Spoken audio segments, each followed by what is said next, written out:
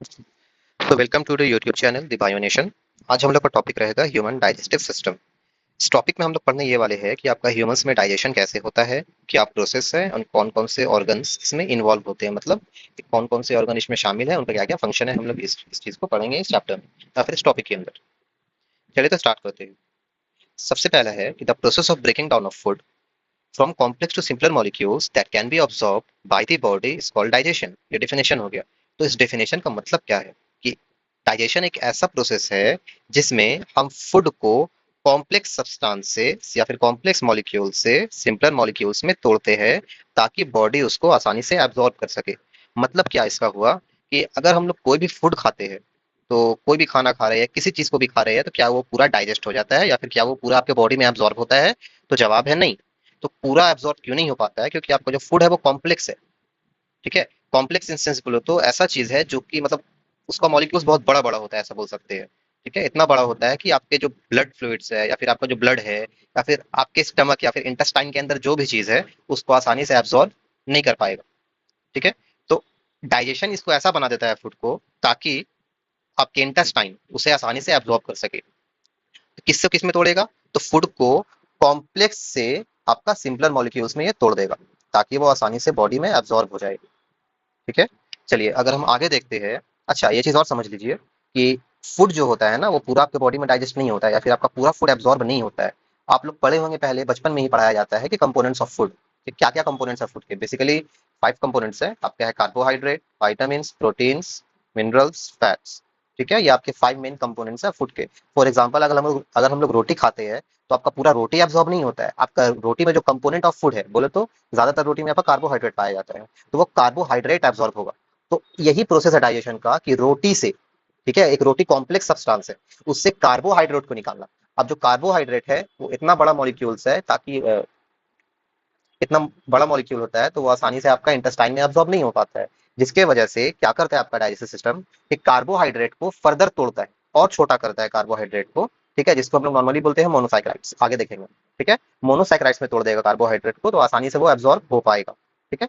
चलिए उसका बात आगे करेंगे हम लोग, पहले इधर देखते हैं आगे। चलिए, तो सबसे पहले बात होता है कि डाइजेशन स्टार्ट कहाँ से होता है। ये एक मिथ होता है आपका कि डाइजेशन आपका पेट से स्टार्ट होता है। नहीं, आपने जिस वक्त अपने माउथ में फूड डाला, ठीक है, उस वक्त से ही आपका डाइजेशन स्टार्ट हो गया। तो ये क्या बात हुई कि माउथ में फूड डाला और आपका डाइजेशन स्टार्ट हो गया? जी हाँ। क्या होता है नॉर्मली देखिए कि जो डाइजेशन होता है वो माउथ से स्टार्ट होता है, जिसमें आपका सलाइवरी ग्लैंड्स हो गए, टंग हो गया एंड इवन टीथ। ठीक है, आपका बहुत बड़ा रोल इसमें निभाते हैं, अभी हम लोग बात करेंगे। और जो डाइजेशन स्टार्ट होता है माउथ से और एंड होता है एनस पे। एनस का क्या काम है कि जो अनडाइजेस्टेड फूड है, मतलब वैसे फूड पार्टिकल्स जो बॉडी में एब्जॉर्ब नहीं हो पाए, ठीक है, मतलब वो वेस्ट है बॉडी के लिए, तो वो थ्रू एनस उसको एलिमिनेट कर दिया जाता है। ठीक है, तो एलिमिनेशन ऑफ वेस्ट प्रोडक्ट को हम बोल देंगे आपका थ्रू एनस ही होता है। तो डाइजेशन होता कैसे है, प्रोसेस एक जानते हैं। तो सबसे पहले बात हम लोग अभी जानिए कि डाइजेशन जो होता है वो आपका माउथ से स्टार्ट होता है। ठीक है, तो माउथ में क्या क्या होता है, चलिए थोड़ा सा वीडियो फास्ट करेंगे अभी। ठीक है, तो जो डाइजेशन होता है स्टार्ट हो रहा है माउथ से। ठीक है, तो माउथ में क्या क्या होंगे, सबसे पहली बात अगर माउथ में देखिएगा तो आपके टीथ होते हैं, टंग होते हैं। ठीक है, और थोड़ा सा अगर आप जानते होंगे तो आपके माउथ में थूक होता है। ठीक है, जिसको हम लोग थूक बोलते हैं, सलाइवा बोलते हैं। ठीक है, तो वो होता क्या है, वो असल में स्लाइवरी ग्लैंड्स का सिक्रीशन है आपके माउथ के अंदर में। आप देख नहीं पाइएगा उसको, आगे जाके पढ़ना पड़ेगा, हायर क्लासेस में पढ़िएगा आप कि स्लाइवरी ग्लैंड्स का कैसा होता है आपका, मतलब कहाँ वो लोकेटेड होते हैं वो सब पढ़ना पड़ेगा, अभी इसको हटाइए। है, तो स्लाइवरी ग्लैंड्स आपके माउथ रीजन में प्रेजेंट होते हैं, अंदर इम्बेड होते हैं, अंदर की तरफ होते हैं। ठीक है, वो आपका सलाइवा सिक्रेट करते हैं, सलाइवा मतलब थूक। ठीक है, और फिर वो क्या होते हैं कि वो आसानी से फूड को डाइजेस्ट करने में मदद करते हैं। कैसे होगा, क्या होगा, चलिए देखते हैं पहले। माउथ में क्या होता है, the teeth grind food into smaller pieces. जो टीथ आपके होते हैं फूड को छोटे छोटे छोटे छोटे पार्टिकल्स में तोड़ देते हैं, ग्राइंड कर देते हैं ताकि फूड और छोटा हो जाए और हम उसको निगल आसानी से पाए। ठीक है, उसको आसानी से निगलने के लिए आपका तीत क्या करता है, उसको छोटे छोटे टुकड़ों में तोड़ देता है। दूसरा क्या लिखा हुआ है, salivary gland secretes saliva which contain enzymes that begins to break down carbohydrate into sugars। ठीक है, इसका मतलब क्या हुआ कि जो salivary glands है वो saliva secrete करता है। saliva का मतलब होता है थूक, जिसमें आपका एंजाइम्स होता है। ठीक है, एंजाइम्स का एक आपका एंजाइम्स का नाम है वेर। ठीक है, आपका एंजाइम का नाम है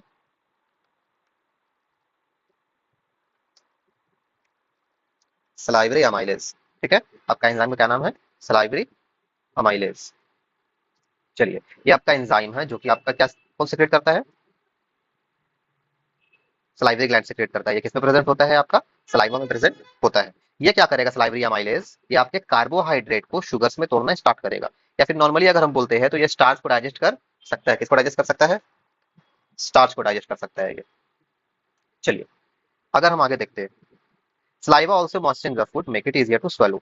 स्लाइवा और क्या करेगा, स्लाइवा आपका सिर्फ कार्बोहाइड्रेट को या फिर स्टार्च को डाइजेस्ट नहीं करेगा, बल्कि आपके क्या करेगा, फूड को हल्का सा गीला भी कर देगा ताकि वो आपका निगलने में आसानी हो। ठीक है। तीसरा चीज क्या है, फोर्थ पॉइंट है आपका, the tongue pushes the moisture food to back into the throat and down into the oesophagus. ठीक है। अब क्या करेगा टंग आपका, मैंने क्या बोला था स्टार्टिंग में, आपका टीथ भी पार्ट लेता है, सलाइवरी ग्लैंड भी पार्ट लेगा और आपका टंग भी पार्ट लेगा। तो आपका सवाल उस वक्त आएगा टंग क्या करेगा। तो टंग नॉर्मली क्या करता है, जो मॉइस्चर फूड है ना उसको आपका पुश करता है। ठीक है, किसमें? खाने की नली में, बोले तो ईसोफेगस में आपका पुश करेगा और आसानी से आपका क्या होगा वो, या आपके स्टमक तक चला जाएगा थ्रू ईसोफेगस। तो क्या डायरेक्टली जाता है, डायरेक्टली स्लिप करके चला जाता है? नहीं। तो क्या है आपका ईसोफेगस में, चलिए देखते हैं पहले। ईसोफेगस में क्या होता है, सॉरी, सेकंड नंबर है आपका, ईसोफेगस में आपका कैसे होता है, क्या होता है। तो a series of wave like muscle contractions takes place that helps in moving the food through the digestive tract, this is called peristalsis movement. ठीक है। इसमें क्या बोला गया कि एक सीरीज ऑफ मसल का कॉन्ट्रैक्शन होता है, मतलब आपकी जो सांस की नली है ना, सॉरी जो आपके खाने की नली है ना, वो आपका कॉन्ट्रैक्शन और रिलैक्सेशन, कॉन्ट्रैक्ट होगा रिलैक्सेशन होगा, कॉन्ट्रैक्शन होगा रिलैक्सेशन होगा, कॉन्ट्रैक्शन होगा रिलैक्सेशन होगा। तो यही अब सीरीज ऑफ कॉन्ट्रैक्शन और रिलैक्सेशन ऑफ मसल की वजह से क्या होता है, फूड आपका आराम से डाइजेस्टिव ट्रैक्ट के थ्रू चला जाता है, या फिर आप बोल सकते हो कि जो आपका फूड पाइप है ना उसके थ्रू आराम से चला जाता है। आपका इस मूवमेंट का नाम है पेरिस्टालसिस मूवमेंट। ठीक है, याद रखिएगा इस चीज को, पेरिस्टालसिस मूवमेंट इंपॉर्टेंट है। ये एक ऐसा मूवमेंट है या फिर एक series of contraction and relaxation of क्या, एक कॉन्ट्रैक्शन एंड रिलैक्सेशन ऑफ, या contraction and relaxation of the muscles the inner lining of the oesophagus. ठीक है, ओइसोफेगस बोलिए, ईसोफेगस बोलिए, या फिर फूड पाइप बोलिए। ठीक है। अब खाना ये क्या करेगा, पेरिस्टालसिस की वजह से खाना आपके चले जाएगा स्टमक में। स्टमक में क्या हो रहा है, चलिए देखते हैं। In stomach, the stomach holds food for about 3 hours, but the time stayed there depends on what you ate। मतलब क्या बोला गया कि जब आपने खाना खाया, जब आपने आपके पेट आपके ईसोफेगस से आपके पेट में खाना चला गया, तो वो आपके पेट में लगभग 3 घंटे तक रहता है। ठीक है, ये अबाउट है, मतलब नहीं कि एग्जैक्ट रहेगा, आप चाहे कुछ भी खाइए। ठीक है, आगे क्या लिखा है, but the time it stage there depends on what you ate, मतलब वो क्या खा रहे हो। ठीक है, कैसा मटेरियल आप खा रहे हो। अगर आप मान लीजिए मीट खाया आपने, या फिर अगर आपने चपाती खाया, ठीक है, और आपने एक लाइक जेली खाया, तो अगर मीट और जेली को हम कंपेयर करते हैं, तो आपका मीट आपका थोड़ा देर से डाइजेस्ट होगा, आपका जेली थोड़ा सा जल्दी डाइजेस्ट होगा। ठीक है, वो फूड पर भी डिपेंड करता है कि आपके कितनी देर तक स्टमक में फूड रहेगा। दूसरा क्या है, the stomach produces gastric juices and HCl, that is hydrochloric acid, that helps in breaking down the food. तो आपका स्टमक का जो इनर लाइनिंग होता है, ठीक है, जो स्टमक का अंदरूनी भाग है, वो क्या करता है, बहुत सारे जूसेस को सिक्रेट करता है या फिर निकालता है, गैस्ट्रिक जूसेस जैसे हम बोलते हैं, और साथ साथ वो हाइड्रोक्लोरिक एसिड मतलब HCl भी निकालता है, मतलब ये एक तरह का एसिड है। ठीक है, और ये वाकई आपका एक स्ट्रॉन्ग एसिड होता है। ठीक है, जो कि आपके फूड को आसानी से ब्रेक डाउन या फिर छोटे छोटे टुकड़ों में तोड़ देता है। ठीक है। अब एक सवाल आया होगा कि सर अगर आपका जो फूड आपके स्टमक के अंदर एसिड है, तो वो आपके स्टमक को जला क्यों नहीं देता है। तो इसका जवाब इस लाइन में है, the stomachs inner lining secretes a thick protective layer of mucus that coats the stomach and protect it from the effect of acid। ठीक है, इसका मतलब क्या हुआ कि आपका जो एसिड निकल रहा है वो तो आपके पेट के स्टमक को भी जला सकता है। हाँ बिल्कुल सही बात है, बिल्कुल जला सकता है। अगर आपके खाने को अगर वो ब्रेक डाउन कर दे रहा है तो आपके स्टमक को भी जला सकता है। तो जलाता क्यों नहीं है, जलाता इस वजह से नहीं है क्योंकि हमारे स्टमक की इनर लाइनिंग में आपका म्यूकस का एक लेयर होता है। ठीक है, जो कि आपके पूरे म्यूकस की इनर लेयर लाइनिंग को आपका क्या करके रखता है, प्रोटेक्ट करके रखता है, और एसिड के इफेक्ट से बचा लेता है उसको। ठीक है। अब यहाँ क्या हुआ, normally when food passes through the stomach it breaks down into smaller pieces mixed with digestive juices and acid and food gets partially digested. तो यहाँ भी अब बोला गया कि फूड जो हो गया है वो पार्शियली डाइजेस्ट हुआ है। ठीक है, कंप्लीट डाइजेशन नहीं हुआ स्टमक में फूड का, आप क्या हुआ है, पार्शियली डाइजेशन हुआ, मतलब जो फूड है यहाँ पर पार्शियली डाइजेस्ट आपके स्टमक में हुआ है। कब हुआ, कैसे हुआ, जब आपके gastric juices along with hydrochloric acid and कुछ कुछ एंजाइम्स भी होते हैं, ठीक है, जब वो फूड के साथ मिक्स कर जाते हैं स्टमक में, तो क्या होता है, जो फूड होता है पार्शियली डाइजेस्ट हो जाता है। ठीक है, मतलब डाइजेशन यहाँ का अच्छा खासा हो जाता है, ऐसा नहीं बोलेंगे कि थोड़ा मोड़ा होता है, नहीं, पार्शियली मतलब आधा बोल सकते हो। ठीक है। अब क्या होगा, स्टमक से कहाँ जाता है, बहुत लोग सोचते हैं कि लार्ज इंटेस्टाइन में जाएगा, नहीं लार्ज इंटेस्टाइन में नहीं, बल्कि फूड आपका जाता है स्मॉल इंटेस्टाइन में। सॉरी, चलिए, तो स्मॉल इंटेस्टाइन में क्या होता है, the walls of small intestine produces intestinal juices and also secretions from the pancreas and liver. जो आपका इंटेस्टाइन है क्या कर रहा है, इंटेस्टाइनल जूस प्रोड्यूस कर रहा है। ठीक है, मतलब जो इंटेस्टाइन का इनर लाइनिंग है, स्मॉल इंटेस्टाइन का जो इनर लाइनिंग है, जैसे आपका पेट में हो रहा था कि पेट का इनर लाइनिंग मतलब अंदरूनी भाग, ठीक है, तो इसमें भी आपका इंटेस्टाइन का अंदरूनी भाग आपका इंटेस्टाइनल जूसेस सिक्रेट करता है। ठीक है, नाम है उस जूसेस का इंटेस्टाइनल जूसेस, उसमें नाम था गैस्ट्रिक जूसेस, इसमें नाम है आपका इंटेस्टाइनल जूसेस सिक्रेट करता है। और आपका पैनक्रियाज और लिवर से भी पैनक्रियाटिक जूस और बाइल जूस आता है। ठीक है, मतलब क्या, पैनक्रियाज आपका सेक्रेट किया पैनक्रियाटिक जूस और लीवर आपका सेक्रेट किया बाइल जूस। ठीक है, आ रहा है समझ में? तो ये दोनों क्या करेगा, अपने सिक्रीशन को, मतलब पैनक्रियाटिक जूस और बाइल जूस को आपकी स्मॉल इंटेस्टाइन में जाकर रिलीज करता है। ठीक है, आपकी स्मॉल इंटेस्टाइन में आएगा पैनक्रियाटिक जूस बाइल जूस। ठीक है, आपका इंटेस्टाइन में, आपका इंटेस्टाइन का inner lining intestinal juice release कर रहा है, जो कि फिर आपका मिक्सअप हो जाता है किससे, पार्शियली डाइजेस्टेड फूड से। मतलब जो पार्शियली डाइजेस्टेड फूड कहाँ से आया था, आपके स्टमक से आया था। उस पार्शियली डाइजेस्टेड फूड के साथ क्या करेगा, पैनक्रियाटिक जूस, बाइल जूस और इंटेस्टाइनल जूस मिल जाएगा, जो कि फूड को कंप्लीटली डाइजेस्ट कर देगा। ठीक है, फूड कंप्लीट डाइजेस्ट हो गया। मतलब अब क्या हो गया, कंप्लीट डाइजेशन का मतलब क्या कि यहाँ कॉम्प्लेक्स मॉलिक्यूल्स जो थे वो सिंपल मॉलिक्यूल्स में टूट गए हैं। तो क्या क्या कॉम्प्लेक्स मॉलिक्यूल किस किस सिंपल मॉलिक्यूल्स में बदले, चाहिए देखते हैं। जो प्रोटीन्स होते हैं, प्रोटीन्स हम लोग किससे मिलता है, फिश, एग, मीट। ठीक है, नॉर्मली ये सबसे हम लोग को प्रोटीन मिलता है। ठीक है, फैट का भी ये सभी सोर्स है आपका, फिश, एग, मीट। आपको प्रोटीन पल्सेस ये सबसे मिलेंगे, ऐसा नहीं है कि उसमें ही मिलेगा। खैर, वो तो अलग बात की बात है, कंपोनेंट्स ऑफ फूड में आप ये पढ़ सकते हो, या फिर अगर आप बोलिएगा तो मैं उस चीज को भी डाल दूंगा यहाँ पर वीडियो में, कंपोनेंट्स ऑफ फूड का चैप्टर कमेंट्स में डाल दीजिएगा, मैं उस चीज को लिख दूंगा। खैर, आगे देखते हैं। तो proteins are converted into amino acids, अभी इसको अमीनो एसिड्स कोई बोलते हैं, कोई अमीनो बोलते हैं, अलग अलग प्रोनाउंसिएशन है बेस्ड ऑन यूके और यूएस। चलिए आ रही है। तो proteins are converted into amino acids. ठीक है, जो प्रोटीन होता है, प्रोटीन क्या है, कॉम्प्लेक्स मॉलिक्यूल है। तो डाइजेशन हुआ प्रोटीन का। ठीक है, प्रोटीन किससे निकल रहा है बाबू, तो प्रोटीन आपका निकलेगा आपका किससे, मीट से, मछली से, आपका एग से, ये सबसे आपका प्रोटीन निकालेगा। ठीक है, कैसे निकलेगा, आपके स्टमक में निकलेगा, मतलब थ्रू गैस्ट्रिक जूसेस और इंटेस्टाइनल जूसेस, जो भी सिक्रीशन है आपके स्मॉल इंटेस्टाइन में, जो भी आपका डाइजेशन हुआ, कंप्लीट डाइजेशन के बाद आपका प्रोटीन जो होता है वो आपका कन्वर्ट हो जाता है अमाइनो एसिड्स में या फिर अमीनो एसिड्स में। जो फैट होता है वो आपका ब्रेक डाउन कर जाता है, या फिर जो फैट होता है वो कन्वर्ट हो जाता है फैटी एसिड्स और ग्लिसरॉल में। ठीक है, नाम याद रखिएगा, फैट कन्वर्ट होता है फैटी एसिड्स और ग्लिसरॉल। फैट आपका क्या था, एक कॉम्प्लेक्स सब्सटेंस था, प्रोटीन क्या था, एक कॉम्प्लेक्स सब्सटेंस था। लेकिन अमाइनो एसिड्स क्या है, एक सिंपल सब्सटेंस है, या फिर एक सिंपल मॉलिक्यूल है। फैटी एसिड और ग्लिसरॉल क्या है, एक सिंपल मॉलिक्यूल है। ठीक है, सिंपल मतलब इन सेंस कि बहुत छोटा मॉलिक्यूल्स होता है। आगे देखिए, carbohydrates are converted into monosaccharides. मैंने ऊपर बताया था आपको कि रोटी वाला एक मैंने एग्जांपल दिया था, कार्बोहाइड्रेट जो होता है फिर बाद में जाकर मोनोसैकेराइड्स में कन्वर्ट हो जाता है।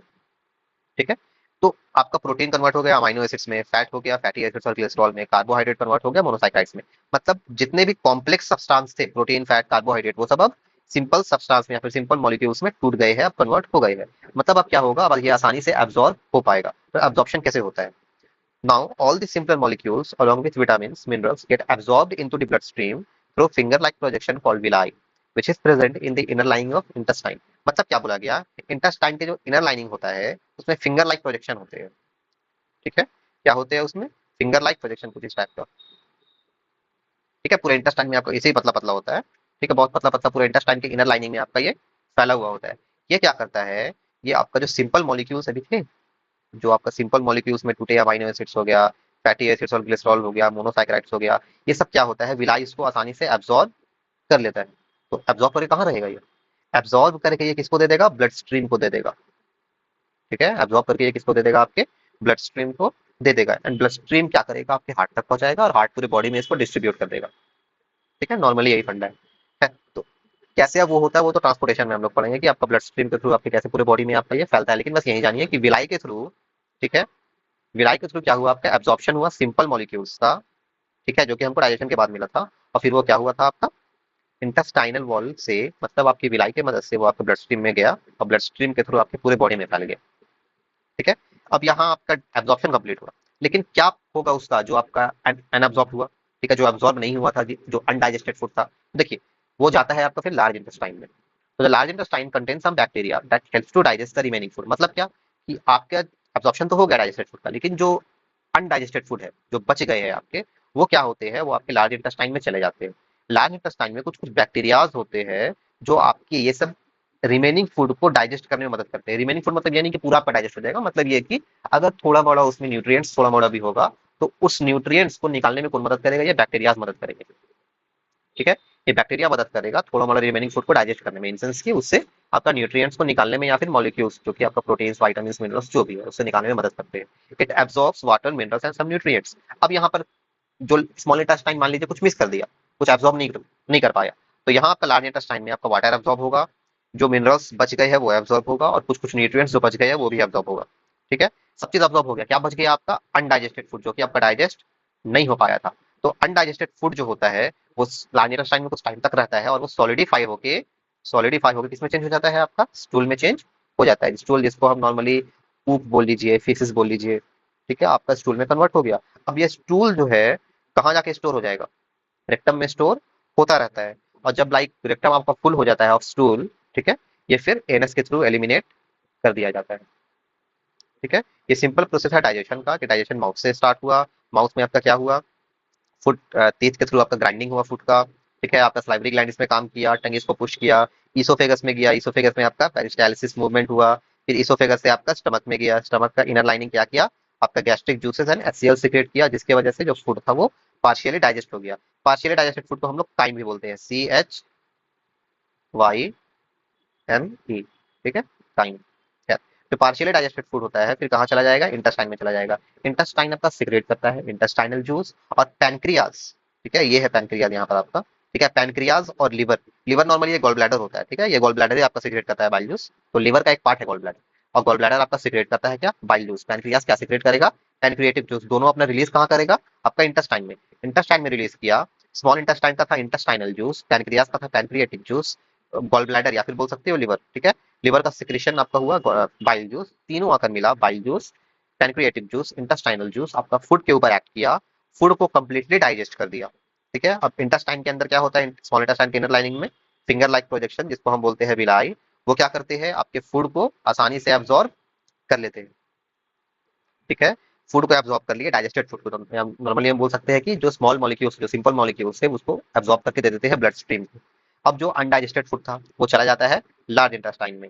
लार्ज इंटेस्टाइन में फूड जाते ही आपका लार्ज इंटेस्टाइन चेक करेगा कि अगर कुछ फूड जो डाइजेस्ट नहीं हुआ हो, तो जो फूड डाइजेस्ट नहीं होता है, आपके इंटेस्टाइन में कुछ बैक्टीरिया होते हैं लार्ज इंटेस्टाइन में, तो वो मदद करेंगे इसके डाइजेशन को, ये अनडाइजेस्टेड फूड जो है।